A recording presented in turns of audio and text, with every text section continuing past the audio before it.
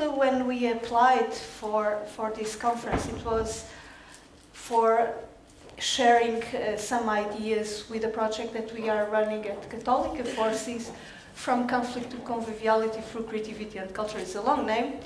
Like Portuguese like to write long names, as ourselves, we have always very long names. And it's also a project which is co-funded by Creative Europe as International, and it's a project with many different institutions. And it's also an attempt to look at different cultures and to address conflict through the perspective of different cultures. Actually, we tried to partner with SALT when we were putting up the project, and interestingly, they didn't want to be part of the consortium of the 8 partners. We are 4 museums and 4 universities, precisely for they didn't want to be pigeonholed with this label of conflict, which I found really interesting, that they didn't want to be part of it because of this monocultural point of view that sometimes we tend to look at different cultures. So, but today we are not going to speak about forces. This was just to start the conversation. We are going to speak a bit of culture and monoculture from a farming perspective, and then we will follow up from a more artistic and cultural point of view. Okay, where is it? Oh, thank you. So, by the mid-20th century, with the aftermath of the World War II, at a time when unity and the creation of European identity, or the dream of whatever European identity, was understood as essential for the survival of Europe, large-scale intensive farming methods appeared as a solution to maximize agricultural production, resulting in vast areas of identical crops, like this. These fields, sown and harvested at the same time, always using the same methods, make up the agricultural landscapes as we know them today, uniform and homogeneous. These apparently harmonious monocultures, however, pose a clear and present threat to biodiversity, sustainable agriculture and food security. The main technique in this type of farming, in monoculture farming, is to replant the very same crop species, sugar or whatever, in the very same field with no other type of plant whatsoever. This is the basis of large-scale farm corporations. Reusing the exact same soil instead of rotating 3 or 4 different crops, following a predetermined cycle, can lead to plant pathogens and diseases. The pathogens then adapt to the soil and attack the crops, and the quantity produced eventually and steadily decreases. Furthermore, using pesticides and herbicides in the same field can have the same effect. The soil, flora, fauna became used to it, thus leading to the need to use other types of stronger insect and weed killers, so killing and destroying. And now we make a proposal. Could we read this through the lenses of artistic and cultural field? And we made an exercise, a linguistic exercise, which was replacing everything that is with farming by artistic and cultural. So let's now read monoculture farming as monoculture artistic and institutional practices. The main technique in monoculture artistic and institutional practices is to recontextualize the very same artistic voices and ideas in the very same institutional context, with no other type of artistic voices and ideas whatsoever. This is the basis of large-scale national museums and cultural institutions, reusing the exact same voice, instead of rotating 3 or 4 different artistic practices, following a predetermined context, can lead to silencing other practices and voices. The reused voices adapt to the institutional context and attack the other artistic practices, and the quality of the critical analysis of the world that they produce eventually decreases. Furthermore, showing the same voices in the same context over and over can have the same effect. The context, institutions and their audiences, their actors, became used to them. So, of course, that this exercise that we did in transposing the definition of monoculture from the agricultural aspect to the cultural and artistic one is a literal adaptation, and things obviously have their own ways of working. However, we thought that it was very similar, because much like with the agricultural monocultures, monocultural artistic and institutional practices can be both partly necessary to generate bursts of development, and simultaneously vastly damaging if not, or if unchecked. Given the current need to create sustainable spaces for all different realities and existences to have a presence and to have an expression within the realms of artistic and institutional practices, certain kinds of what we dubbed monocultural focuses are still required. And so giving visibility to women, Black and queer artists, just to name a few examples that have been dismissed across history, is obviously needed, because history is made of all its micro-narratives rather than the grand narratives that become known as truth and make it to the historical canon as we know it.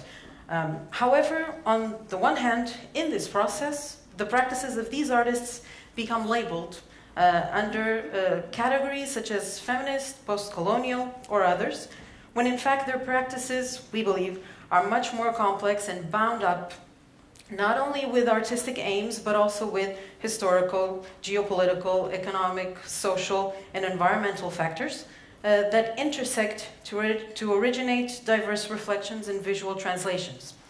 On the other hand, this need for monocultural focus is not always driven by the creation of a diverse space in which all voices are given the same space, the same arena. Instead, the institutionalization of monocultures, or even oligocultures, a term we also borrow from agriculture to describe a crop rotation of just a few crops, 2 or 3 different crops that rotate endlessly. That kind of institutionalization of monocultures, when it comes into place, it tends towards self-replication and repetition.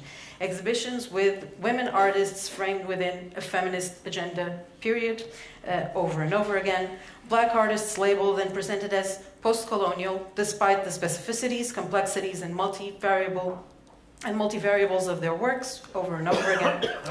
Such choices, we believe, limit diversity and innovation, rendering their once poignant perspectives and outlooks sort of mute due to repetition and continual institutionally restrictive reframings.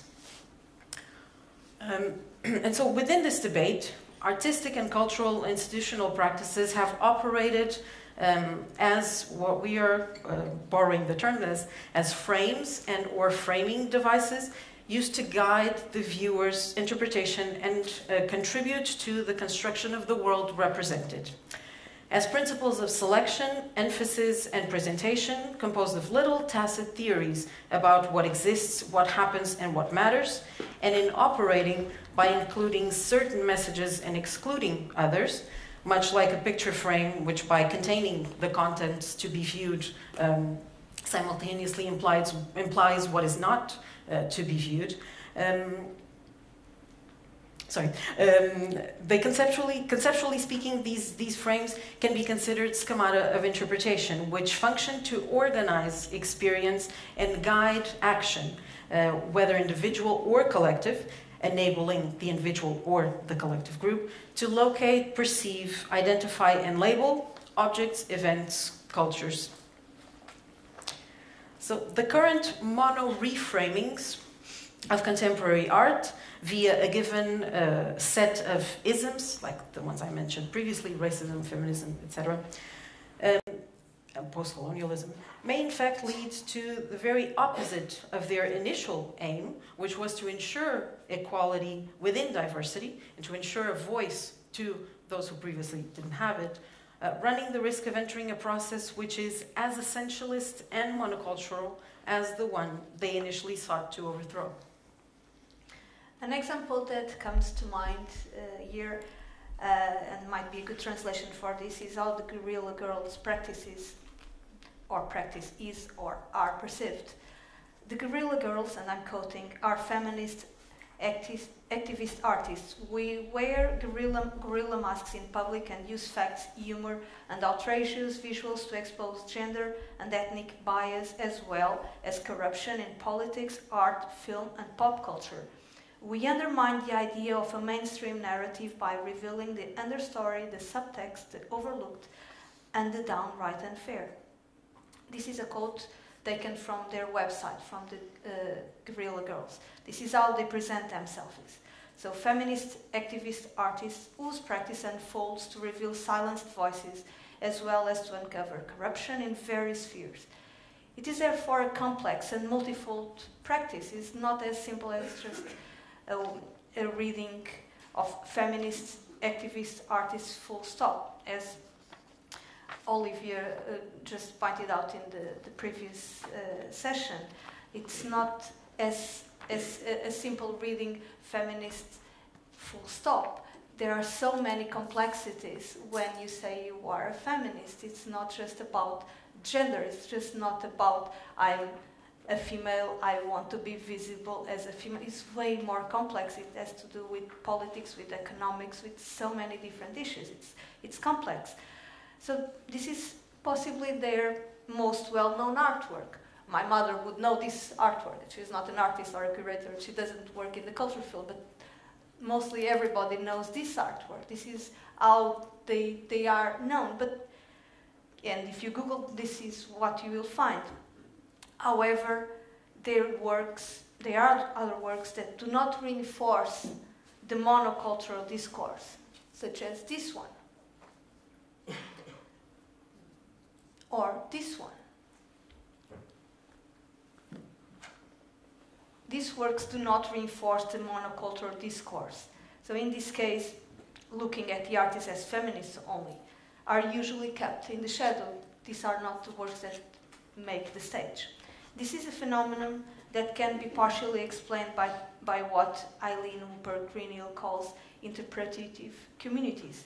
Interpretive communities tend to discursively engage with art and culture in the same way, sharing principles of classification, legitimation, and justification when applying interpretative strategies to cultural and artistic objects.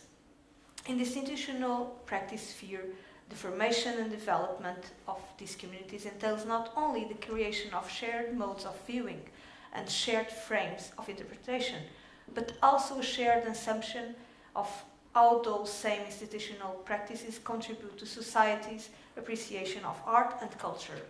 It is the framing of the artistic work by institutional practices and viewpoints, which reach far beyond the art museum space, that dictates this monocultural stance, and not the artistic practice in itself, which in this case actually and actively seeks to have a multicultural and multi-level complex approach. There have been many attempts made to avoid monocultural points of view.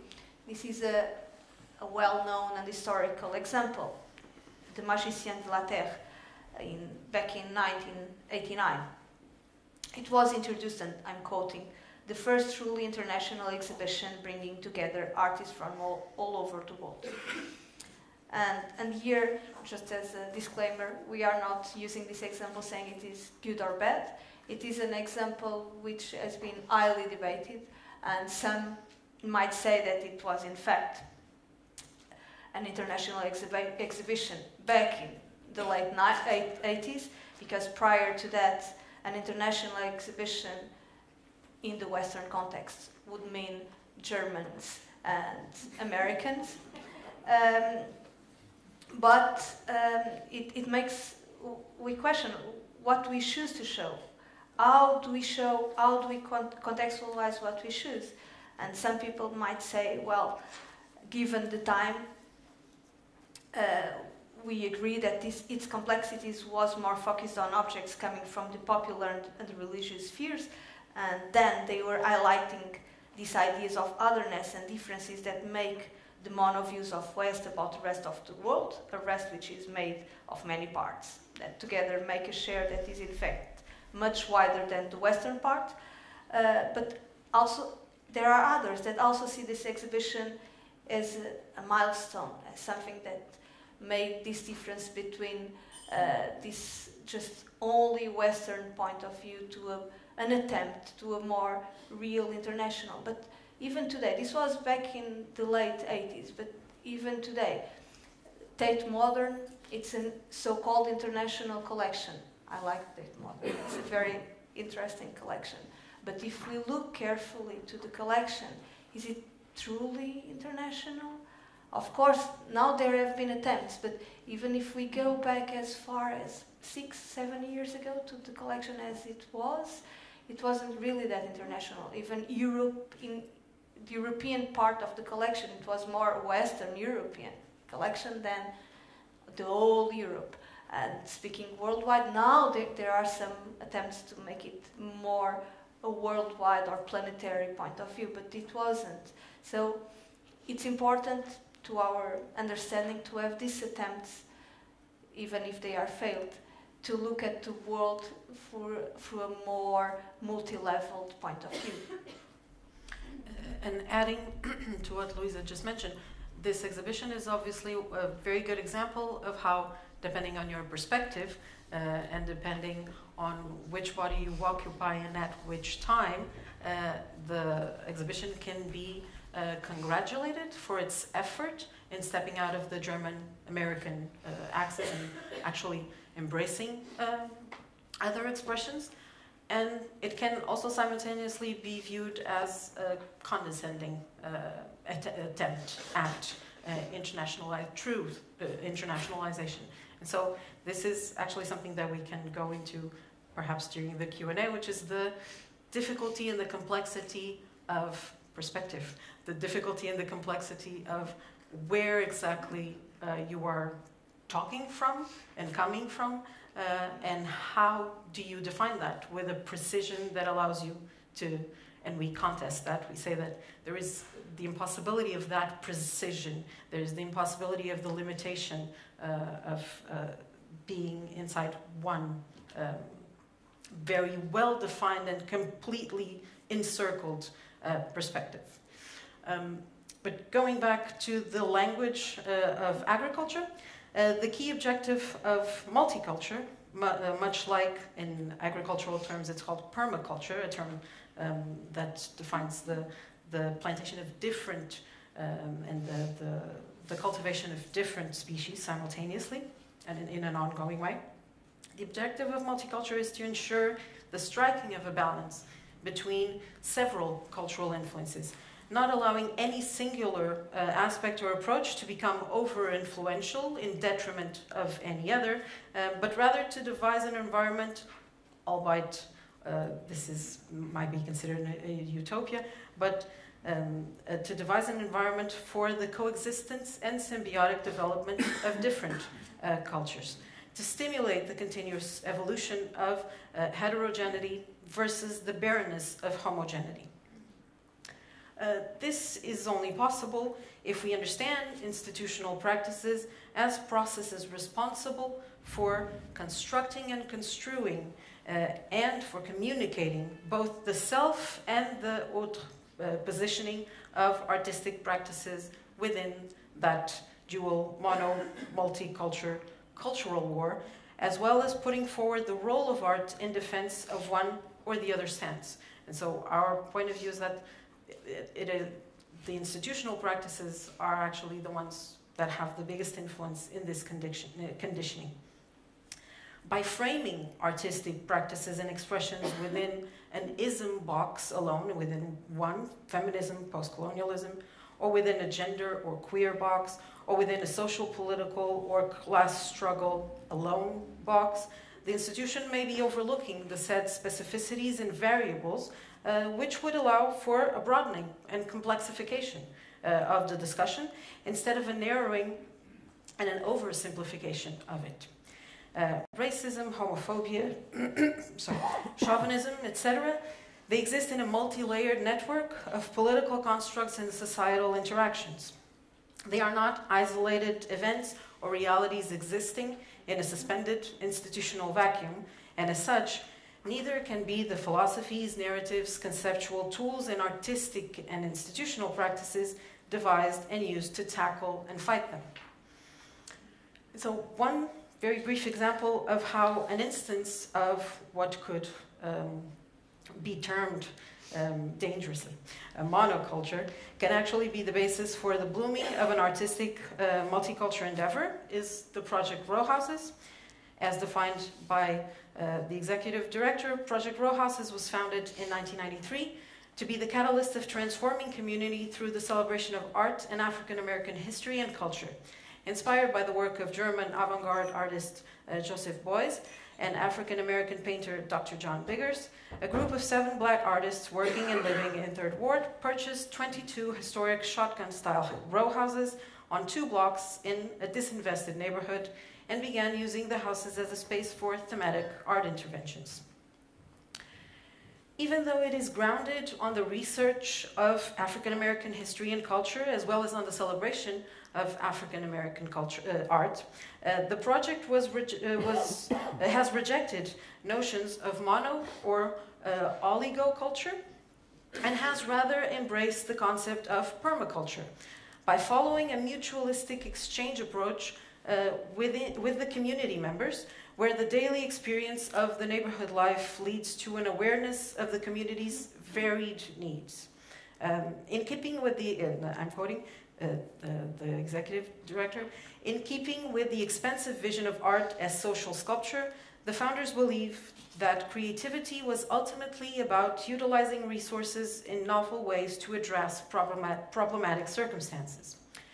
The project thus aimed at tackling several problems affecting the community, but not solely rooted on specific African American issues, if such a specification of issues can be assumed.